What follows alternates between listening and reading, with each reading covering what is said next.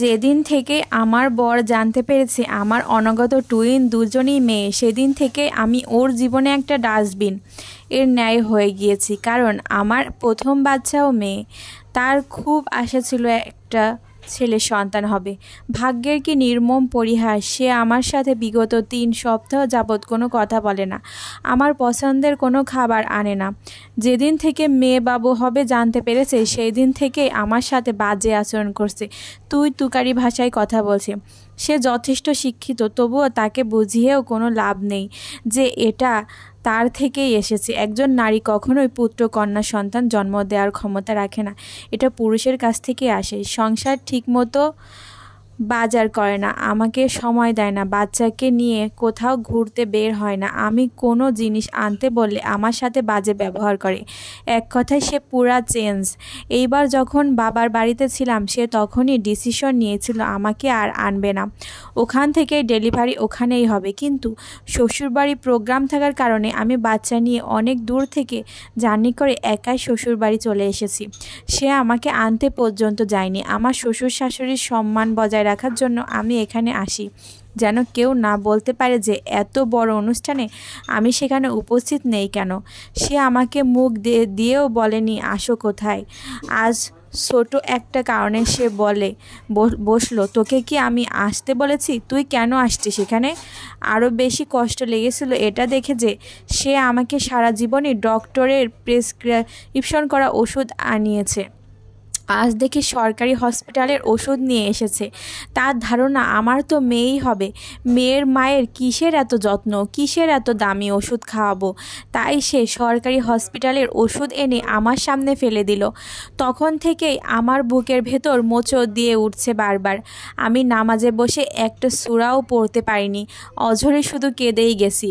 এত অবহেলা আমি আর নিতে পারছি না। ওকে অনেক বুঝিয়েছি, কোনো লাভ নেই। আমাকে কোনো খরচ দেয় না, সংসারের কোনো জিনিস সে কিনতে চায় না, তেল মশলাগুলোও আনে না। অনেক বলার পরে বাজে ব্যবহার করবে তখন আনবে।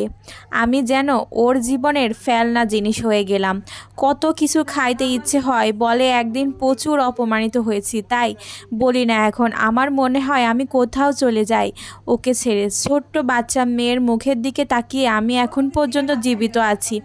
ম্যাক্সিমাম টাইমগুলো সে মায়ের রুমে কাটায়। অফিস থেকে এসে ভাতের প্লেট নিয়ে মায়ের রুমে চলে যায়, রাত 1টা পর্যন্ত গল্পগুজব করে রুমে আসে। আর রাতে আমি শরীরের অসহ্য যন্ত্রণায় কাতরায়, একটা বারো পাশ ফিরে তাকায় না পর্যন্ত সে। মেয়ের মা কি আসলেই এত অযত্নে থাকে? এটাই কি তাদের কপালে লেখা থাকে? এটাই কি আমার প্রাপ্য ছিল? আমার হাত ছিল এখানে? আমি ওকে অনেক বুঝিয়েছি, শুনিয়েছি, সায়েন্স দিয়ে ব্যাখ্যা দিয়েছি, কোনো লাভ নেই।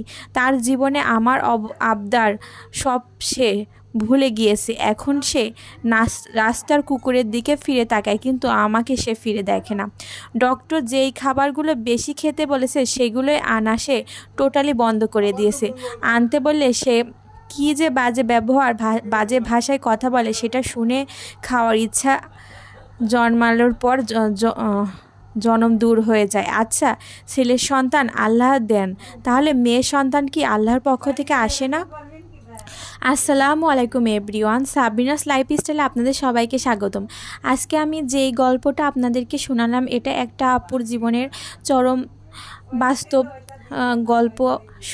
আপুটার নাম প্রকাশে অনিচ্ছুক তাই নাম বললাম না। আপনাদের কাছে কেমন লেগেছে অবশ্যই জানাবেন। আর এই গল্পের সাথে অনেক আপুরিয়া হয়তো বা মিল আছে, অবশ্যই শুনে জানাবেন গল্পটা আপনাদের কাছে কেমন লেগেছে। আর আপনাদেরকে আজকে আমি রোস্টের রেসিপি দেখানোর চেষ্টা করেছি। রোস্টের আর রেসিপিটা আর সম্পূর্ণ বললাম না, দেখেই বুঝে নেবেন। ধন্যবাদ।